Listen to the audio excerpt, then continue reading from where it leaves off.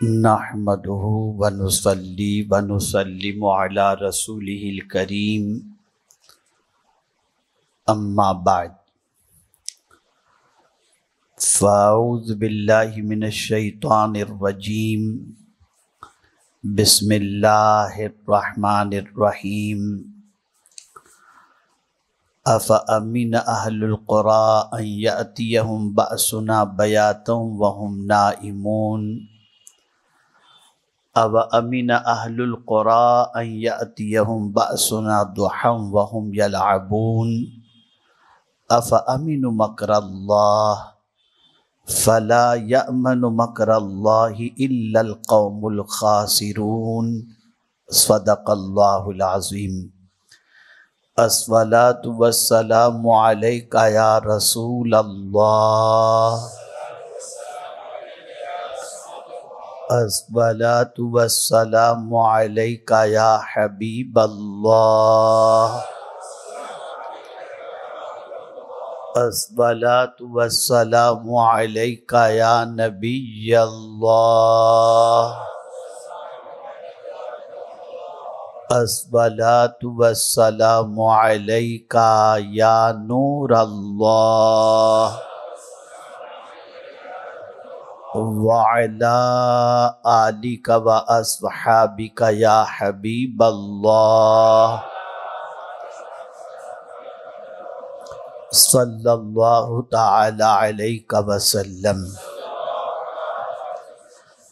میرے پیارے آقا صلی اللہ تعالی علیہ وسلم کے پیارے دیوانوں، سورہ اعراف کی جن آیات کی تلاوت کا میں نے شرف حاصل کیا، سب سے پہلے اس کا ترجمہ سماعت فرمائیں اور اس کے بعد ان آیات کی روشنی میں کچھ مفید باتیں میں آپ کی سماعتوں کے حوالے کرنے کی انشاءاللہ سعادت حاصل کروں گا۔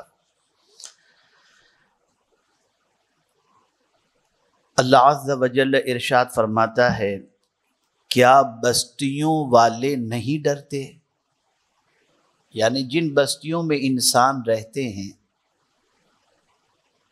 ان بستیوں والوں سے اللہ خطاب فرماتا ہے، کیا بستیوں والے نہیں ڈرتے کہ ان پر ہمارا عذاب رات کو آئے جب وہ سوتے ہوں؟ یا بستیوں والے نہیں ڈرتے کہ ان پر ہمارا عذاب دن چڑھے آئے جب وہ کھیل رہے ہوں؟ کیا اللہ کی خفیہ تدبیر سے نڈر ہیں؟ تو اللہ کی خفیہ تدبیر سے نڈر نہیں ہوتے مگر تباہی والے۔ میرے پیارے آقا صلی اللہ تعالی علیہ وسلم کے پیارے دیوانوں، آپ جانتے ہیں یہ ماہ محرم ہے اور آپ نے مسلسل تاجدار کربلا کی حیات طیبہ سے متعلق گفتگو کو سماعت فرمایا، اور آپ نے یہ جاننے کی کوشش کی کہ کربلا کے تاجدار امام عالی مقام رضی اللہ المولا تبارک و تعالی عنہ پر کس طریقے سے زیادتیاں کی گئیں، کس طریقے سے ان کے بچوں کو شہید کیا گیا، اور امام عالی مقام رضی اللہ تعالی عنہ پر ظلم و زیادتی کے کتنے پہاڑ توڑے گئے۔ اب جو آج مجھے سمجھانا ہے، اگر اچھی طریقے سے آپ حضرات نے اپنے دل و دماغ میں بات بٹھا لی تو میں امید کرتا ہوں کہ انشاءاللہ العظیم قرآن مقدس کی ان آیات کی روشنی میں ملنے والے اسباق سے آپ کو ضرور فائدہ پہنچے گا۔ جب یزید ظلم و زیادتی کا طوفان بپا کرنا چاہتا تھا تو اسے کس چیز پر ناز تھا؟ اسے اس چیز پر ناز تھا کہ اقتدار اس کے پاس ہے، افراد اس کے پاس ہیں، دولت اس کے پاس بے پناہ ہے، اور اسی کے ساتھ ساتھ ایک بڑی تعداد نے یزید کی بیعت کو قبول کر لیا تھا۔ تو ایک بات اچھی طریقے سے ذہن میں رکھیں، میں 3-4 چیزوں کی اصلاح کرنا چاہوں گا. خاص طور پر گناہ کرنے کے باوجود اگر اللہ عز و جل دولت عطا فرمائے، توجہ سے سنیے گا، گناہ کرنے کے باوجود، رات و دن اللہ کی نافرمانی کے باوجود اللہ خوشحالی عطا کرے تو ڈرنا شروع کر دو کہ ان قریب اللہ غفلت میں ہماری پکڑ کر دے گا.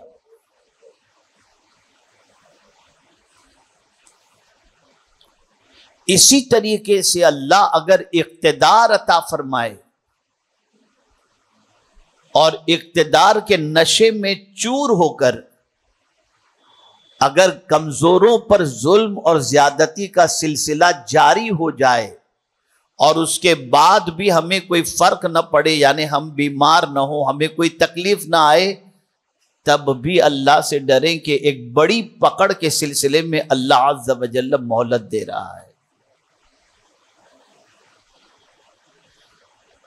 شہرت کی بلندی پر پہنچ جائیں، مقبولیت کے آفاق کو چھونے لگیں اور اس کے بعد اس کا استعمال گناہوں کے اندر یا اللہ کی نافرمانی میں کرنے لگ جائیں اور یہ تصور کریں کہ اب ہمارا کیا، ہم کو تو دنیا آنکھوں پہ بٹھا رہی ہے، تو سمجھ لینا جرم کرنے کے باوجود بھی یہ سب مل رہا ہو تو یہ اللہ عز و جل کی طرف سے ڈھیل ہے اور اللہ عز و جل کی خفیہ تدبیر ہے جو بڑے پیمانے پر وہ پکڑنا چاہتا ہے. اور تاریخ گواہ ہے، یزید زیادہ دنوں تک زندہ نہ رہ سکا. 39 سال کی عمر کے اندر موت کی وادیوں سے گزر گیا، لیکن تعیشات اور اقتدار کے نشے میں وہ اتنا چور تھا کہ ذہن میں ایک ہی بات تھی، میں جو چاہوں وہ کر سکتا ہوں. اور ابن زیاد اور یزید کے پیروکاروں نے اور اس کے اعوان و انصار نے بھی یہ سوچا کہ جب یزید ہمارے ساتھ ہے تو ہم جو چاہیں کریں. تو جب اس قسم کا معاملہ آئے تو اللہ کب پکڑتا ہے، ایسا نہیں کہ بس آپ ہوش میں ہو اور پکڑ لیں، نہیں، اللہ نے اپنے پکڑ کا انداز بتایا، اپنی پکڑ کا طریقہ بتایا. اللہ فرماتے افامن اہل القری ان یاتیہم باسنا بیاتا وہم نائمون، یعنی سب سے پہلے وہ گناہ کرنے والے کی ڈائریکٹ پکڑ نہیں کرتا، ظلم کرنے والے کی ڈائریکٹ پکڑ نہیں کرتا، اس کو ہوش و حواس میں ہو اور اس کی پکڑ نہیں کرتا، بلکہ 2 ذکر آیا، ایک رات کا ذکر آیا اور ایک دن کا ذکر آیا. اور رات کا ذکر کس طریقے سے، افامن اہل القری ان یاتیہم باسنا بیاتا وہم نائمون، کہ جب وہ رات کو بھرپور نیند کے اندر آنے کے بعد غافل ہو جاتے ہیں. اور ظاہر سی بات ہے کہ نیند غفلت ہی کا نام ہے، کہ نیند آئی اور آدمی غافل ہو گیا، اسے کسی چیز کی خبر نہیں. اسی لیے چوریاں رات کو ہوتی ہیں کہ آدمی سویا ہو تو کچھ بھی اٹھا کے لے کر کے جاؤ، پتہ نہیں چلتا. تو آدمی جب سویا ہوتا ہے تب وہ غافل ہوتا ہے، اور اس نے سونے سے پہلے اپنے کل کے کئی منصوبے بنا لیے ہوتے ہیں.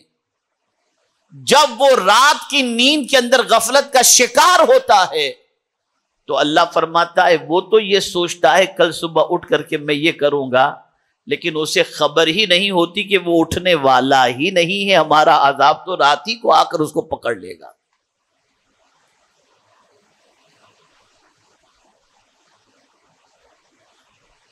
اللہ عز و جل جس کو پکڑنا ہوتا ہے، توجہ چاہوں گا، جس کو پکڑنا ہوتا ہے، ظالم کو، گنہگار کو، پاپی کو، ستانے والوں کو، زیادتی کرنے والوں کو، تو پہلے ان کو مہلت دیتا ہے. کب تک مہلت دیتا ہے آپ جانتے ہیں؟ وہ اپنی مستی میں ایک دم آ جاتا ہے، ارے اب تو میں ہی میں ہوں اور تو کوئی ہے ہی نہیں، میرا کوئی کیا بگاڑ سکتا ہے، میرے پاس دولت کا انبار لگا ہوا ہے۔ اور وہ ساری چیزیں دیکھ کر، دولت، سورسز، تعلقات، پہنچ، ان ساری چیزوں کو دیکھ کر وہ بالکل جرم کے اندر اور ظلم کے اندر ڈوب جاتا ہے اور اسی میں وہ مستی میں رہتا ہے۔ تب جا کر اللہ عز و جل کی پکڑ ہوتی ہے۔ تو یہ جملہ زندگی بھر یاد رکھنا، اگر پاپ کرنے کے بعد، ظلم کرنے کے بعد، زیادتی کرنے کے بعد بھی اگر ہمیں کوئی تکلیف نہیں آتی تو یہ نہیں سمجھنا چاہیے کہ ہم حق پر ہیں اور اللہ ہم پر مہربان نہیں۔ قرآن کہتا ہے یہ تمہارے لیے ایک بڑی پکڑ کی تیاری چل رہی ہے، یہ بڑی پکڑ کی تیاری ہے، یہ اللہ کی خفیہ تدبیر ہے۔ تو جس طریقے سے رات کو بندہ غفلت میں ہوتا ہے، ایسے ہی قرآن نے کہا افامن اہل القری ان یاتیہم باسنا بیاتا وہم نائمون اوامن اہل القری ان یاتیہم باسنا ضحی وہم یلعبون۔ اور بستی والے دن کو کھیل کود میں لگے رہتے ہیں، اور جب وہ بالکل کھیل کود میں یا تجارت میں یا کسی اور کام کے اندر یا ناجائز کام کے اندر جب مصروف ہوتے ہیں، مگن ہوتے ہیں، تب اللہ فرماتے میرا عذاب آ کر اچانک ان کو پکڑ لیتا ہے۔ یہ اس کے عذاب کی پوزیشن ہے۔ اسی لیے قرآن نے کہا افامنوا مکر اللہ، کیا اللہ کی خفیہ تدبیر سے نڈر ہو گئے؟ آپ ہم اپنے بارے میں، کل کے بارے میں کیا جانتے ہیں؟ کوئی بتا سکتا ہے کل کے بارے میں کہ ہمارا کیا ہوگا؟ نہیں، کچھ بھی نہیں۔ میں نے کئی ایسی اموات دیکھی ہیں کہ جن کے بارے میں سوچ بھی نہیں سکتے تھے کہ یہ بندہ کل مر جائے گا یا تھوڑی دیر بعد مر جائے گا، لیکن موت واقع ہو گئی۔ اور میں نے بہت سارے کورونا کے زمانے میں ایسے لوگوں کو بھی دیکھا ہے جو کورونا سے پہلے کے دور کے اندر لوگوں کو زکات دیتے تھے، لیکن کورونا کے پیریڈ کے اندر اپنے گھر کے اخراجات کے لیے لوگوں کے دروازوں کو دستک دیتے اور لوگوں سے اپلیکیشن اور ریکویسٹ کرتے ہوئے نظر آئے۔ اللہ کی خفیہ تدبیر سے کوئی غافل نہیں ہونا چاہیے۔ اور یہ بات یاد رکھیں، آزمائش غریبی میں زیادہ نہیں ہے، یہ جملہ یاد رکھیے گا۔ آزمائش پریشانی میں زیادہ نہیں ہے، آزمائش مالداری میں، خوشحالی میں، شہرت میں، اقتدار میں، اس میں آزمائش سب سے زیادہ ہے۔ اس لیے کہ غریبی کے اندر آدمی کے بہکنے کے امکانات کم ہوتے ہیں، مالداری کے اندر بہکنے کے امکانات زیادہ ہوتے ہیں، اس میں زیادہ ہوتے ہیں۔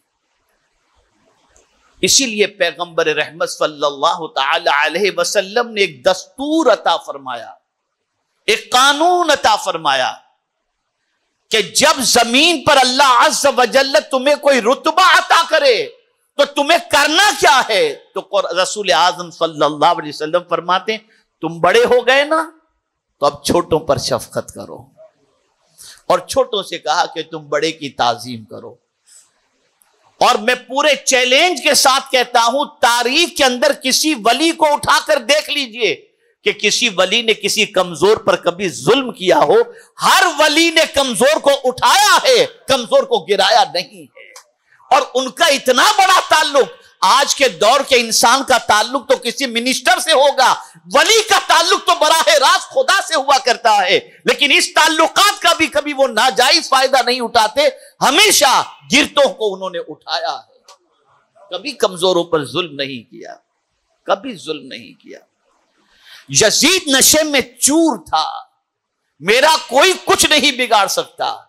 ابن زیاد اور شمر نشے میں چور تھے کہ ہمارا کوئی کچھ نہیں بگاڑ سکتا، لیکن میرے کریم کو جب انتقام لینا ہوا تو وہ نشے میں مست تھے اور ان کو مارا گیا، ان کو ہلاک کیا گیا، ان کو تباہ کیا گیا۔ اللہ کی خفیہ تدبیر، اس کی ہمارے سلسلے میں کیا پلاننگ ہے ہم کو کچھ نہیں معلوم، کچھ نہیں معلوم۔ اور اللہ والے اللہ کی خفیہ تدبیر سے اتنے ڈرتے جس کی کوئی انتہا نہیں۔ اور کون نہیں ڈرتا اللہ کی خفیہ تدبیر سے؟ تو قرآن کہتا ہے جو گھاٹے والا ہے، جو نقصان والا ہے، جو خسارہ اٹھانے والا ہے، وہ اللہ عز و جل کی خفیہ تدبیر سے نہیں ڈرتا۔ اسی لیے میرے پیارے آقا صلی اللہ علیہ وسلم کے پیارے دیوانوں، خلق قرآن کے مسئلے پر امام احمد ابن حنبل رضی اللہ تعالیٰ عنہ سے جب کہا گیا اور امام احمد ابن حنبل اپنے موقف پر قائم رہے اور خلق قرآن کے مسئلے کے اندر بادشاہ وقت سے خلیفہ وقت سے الجھ گئے، ان کو سزائیں دی گئیں، لیکن کہا کہ آپ یہ موقف سے ہٹ جائیے۔ لیکن امام احمد ابن حنبل نے تکلیفیں برداشت کی، پریشانیاں برداشت کی، کوڑوں کے زخم برداشت کیے، لیکن اپنے موقف سے نہیں ہٹے۔ تو امام احمد ابن حنبل کو ہٹانے کے لیے ان کے پاس دولت کا انبار بھیجا گیا، لیجئے آپ اپنی ضرورتوں کو پوری کیجئے اور اپنے موقف سے ہٹ جائیے۔ تب امام احمد ابن حنبل کی آنکھوں میں آنسو آ گئے تھے اور انہوں نے کہا خدا کی قسم یہ امتحان جو ہے نا، یہ اس امتحان سے بڑا ہے جو کوڑوں والا امتحان ہے، اس سے بڑا امتحان یہ ہے، اس لیے کہ دولت ایسی چیز ہے کہ اس کے آگے آدمی سرنڈر ہو جاتا ہے۔ تو ضرورت اس امر کی ہے کہ اللہ کی خفیہ تدبیر سے بچو۔ اللہ دے تو آپ یاد رکھیں گناہ نہ کرو، اللہ اقتدار دے کمزوروں پر ظلم نہ کرو، اللہ دے۔ آپ خود دیکھیے رسول اعظم صلی اللہ علیہ وسلم کو مکے والوں نے ستایا تھا، سرکار ہجرت فرما گئے، مکہ چھوڑ کر مدینے چلے گئے، صحابہ کے مکانات مکے والوں نے لے لیے، سارے کاروبار کو قبضے میں کر لیا، لیکن حضور صلی اللہ علیہ وسلم جب فاتح مکہ بن کر مکہ مکرمہ تشریف لے گئے تو سرکار صلی اللہ علیہ وسلم کی گردن مبارک اپنی سواری پر جھکی ہوئی تھی، یعنی شہر میں فاتح بن کر کامیاب بن کر کے ستانے والوں کو اپنے کنٹرول میں کرنے کے لیے جا رہے ہیں تو سینہ تان کر کے نہیں، گردن جھکا کر کے جا رہے ہیں۔ سب کو ڈر تھا کہ اب تو ہم سے بدلہ لیا جائے گا، لیکن مدینے کے تاجدار صلی اللہ علیہ وسلم نے برجستہ فرمایا اذهبوا فانتم الطلقاء، جاؤ تم سب آزاد ہو، میں نے تم سب کو معاف کر دیا۔ یہ ہے سمجھنے کی چیز۔ یقیناً آپ سنیں گے یزید کا یہ انجام ہوا، ابن زیاد کا یہ انجام ہوا، شمر کا یہ انجام ہوا، وہ ایسے مرے ویسے مرے، لیکن سمجھنا سب سے بڑا سبق یہ ہے کہ اللہ ہلاک کرنے کے لیے کون سا طریقہ اپناتا ہے اور کب وہ ہلاک کرتا ہے، جسے سمجھنا بے پناہ ضروری ہے۔ حضرت جبریل امین علیہ الصلاۃ والتسلیم ہمیشہ روتے رہتے، ہمیشہ روتے رہتے۔ جبریل معصوم جن سے گناہ ہونا محال، اور پھر سید الملائکہ، سارے فرشتوں کے اپنی جگہ پر شان ہے، لیکن جبریل کی شان کیا ہے؟ تو جبریل ہی کو امین کہا جاتا ہے، باقی کسی فرشتے کو امین نہیں کہا جاتا۔ امین کا لقب حضرت جبریل کے لیے ہے۔ کیوں؟ اللہ نے ان کو قرآن دیا حضور کو پیش کرنے کے لیے، تو جیسا دیا ویسا ہی لا کر کے انہوں نے پیش کیا، اس میں کوئی خیانت کچھ ملاوٹ نہیں کی، تو اللہ عز و جل کی طرف سے ان کو امین کا لقب مل گیا کہ بڑے امانت دار ہیں، کچھ اس کے اندر تبدیل، اتنے بڑے سید الملائکہ، لیکن روتے تھے، ہمیشہ روتے تھے۔ پوچھا گیا، سرکار صلی اللہ علیہ وسلم نے دریافت فرمایا اے جبریل کیوں رو رہے ہو؟ تو عرض کرتے ہیں کہ یا رسول اللہ صلی اللہ تعالی علیہ وسلم، جب سے جہنم کو اللہ نے پیدا کیا ہے تب سے اس کے خوف کی وجہ سے رو رہا ہوں کہ پتہ نہیں کون سی ایسی غلطی ہو جائے جس کی وجہ سے اللہ عز و جل کہ میں عتاب کا شکار ہو جاؤں۔ اس لیے توجہ چاہوں گا، اس لیے کہ میں نے ابلیس کا حشر دیکھا ہے، اس نے اتنے سجدے کیے تھے کہ زمین پر رائے کا دانہ رکھنے جتنی جگہ بھی نہیں تھی، ہر جگہ اس نے سجدے کیے تھے، لیکن ایک غلطی کی وجہ سے اللہ عز و جل نے قیامت تک کے لیے اس کے گلے میں لعنت کا توق ڈال دیا۔ تو کوئی عبادت کر کے بھی غرور نہ کرے، پتہ نہیں کون سی خطا ہو جائے اور پروردگار جل جلالہ گرفت میں لے لے۔ تو مومن جو ہوتا ہے وہ اللہ کی خفیہ تدبیر سے ہمیشہ ڈرتا ہے کہ پتہ نہیں ہمارے بارے میں اللہ کی انٹرنل پلاننگ کیا ہوگی، ہمیں نہیں معلوم۔ ہم مزے لیتے رہتے ہیں، ہم مست رہتے ہیں، لیکن ہمیں نہیں معلوم کہ اس کی پکڑ کس طریقے سے ہو۔ اس لیے اس کی خفیہ تدبیر سے ہمیشہ بچتے رہنا چاہیے، ہمیشہ ڈرتے رہنا چاہیے۔ اور یہ کب خاص طور پر؟ تو اس وقت ڈرو جب اللہ بہت کچھ عطا کر دے، تب ڈرو کہ پتہ نہیں یہ عطا کرنے اللہ عز و جل کی کوئی حکمت تو نہیں ہے، کہیں ہم سے کوئی چک تو نہیں ہو گئی کہ وہ دے کر کے ہمیں آزما رہا ہے کہ ہم کیا کرتے ہیں۔ ہاں اگر اس نے دیا ہے اور کمزوروں پر ظلم بھی نہیں ہو رہا، کمزوروں کی خیر خواہی ہو رہی ہے، پیسے کا استعمال حرام کام میں نہیں ہو رہا، ناجائز کام میں نہیں ہو رہا، جائز کاموں کے اندر ہو رہا ہے، تو پھر اللہ کا شکر ادا کرو کہ اللہ نے تمہیں بھی پسند کر لیا اور تمہارے مال کو بھی پسند کر لیا۔ پھر یہ سمجھ لو۔ تو آج مجھے سمجھانا یہ کہ اللہ پکڑتا کب ہے، یہ دو چیزیں مجھے سمجھانی تھی کہ آدمی جب غفلت کا شکار ہو جاتا ہے، ایک دم مست ہوتا ہے، تب وہ پکڑتا ہے، تب وہ پکڑتا ہے۔ اور کبھی اس کی پکڑ رات کے وقت ہوتی ہے اور کبھی اس کی پکڑ دن کے وقت ہوتی ہے۔ ہر آدمی کو جب کوئی مقام ملے تو اسے ہمیشہ ڈرتے رہنا چاہیے کہ اللہ مجھ سے کوئی کسی پر زیادتی نہ ہو جائے۔ بس ایک واقعہ عرض کرتا ہوں، اس کے بعد گفتگو ختم کرتا ہوں تاکہ آپ سمجھ سکیں۔ ایک بزرگ تھے، اس زمانے میں، پہلے کے زمانے میں لکڑے کا قلم ہوا کرتا تھا، اینک میں ڈبو کر لکھا کرتے تھے، اینک میں ڈبو کر۔ آج کی طرف بال پین، فاؤنٹن پین وغیرہ، اینک پین وغیرہ نہیں تھی، لکڑی کو اینک میں ڈبوتے تھے، لکھتے تھے۔ وہ بزرگ جو ہے لکھنے کے لیے لکڑی کو اینک کے اندر ڈبوئے، نکالے تو لکڑی کے کونے پر جو اینک تھی وہاں آ کر ایک مکھی بیٹھ گئی اور مکھی نے وہ اینک چوسنا شروع کر دیا۔ تو بزرگ ایسے ہی لکڑی کو پکڑ کے رکھے۔ جب مکمل اینک مکھی نے چوس لی اور چوسنے کے بعد مکھی اڑ گئی تو آپ نے پھر وہ لکڑی کو اینک کے اندر ڈبایا اور اپنا کام شروع کر دیا لکھنے کا۔ کچھ دنوں کے بعد وہ بزرگ کا انتقال ہوتا ہے۔ کسی نے خواب میں دیکھا کہ وہ جنت میں ٹہل رہے ہیں۔ پوچھا حضور یہ تو بتائیے آپ کے کس عمل نے آپ کو جنت کا حقدار بنا دیا؟ فرمایا اللہ نے مجھے بہت کچھ عطا کیا تھا، لیکن ایک کمزور مکھی مخلوق جو اللہ کی تھی اس پر میں نے مہربانی کی تو میرے مولا نے مجھے بخش دیا، مجھے بخش دیا۔ تو ہمیشہ یاد رکھیں کمزوروں پر مہربانی کریں، ظلم نہ کریں۔ اور ظلم کا انجام آپ کے سامنے ہے کہ یزیدیوں کا کیا ہوا، کس طریقے سے مارے گئے، کس طریقے سے تباہ ہوئے، کس طریقے سے برباد ہوئے کہ آج ان پر لعنت و ملامت کی جاتی ہے۔ لیکن امام حسین صبر کے پیکر تھے، کل بھی ان پر سلام پیش کیا جاتا تھا اور قیامت تک ان پر سلام پیش کیا جاتا رہے گا۔ اللہ تعالی ہم سب پر کرم کی نظر فرمائے۔ وما علینا الا البلاغ المبین۔ السلام علیکم ورحمۃ اللہ وبرکاتہ۔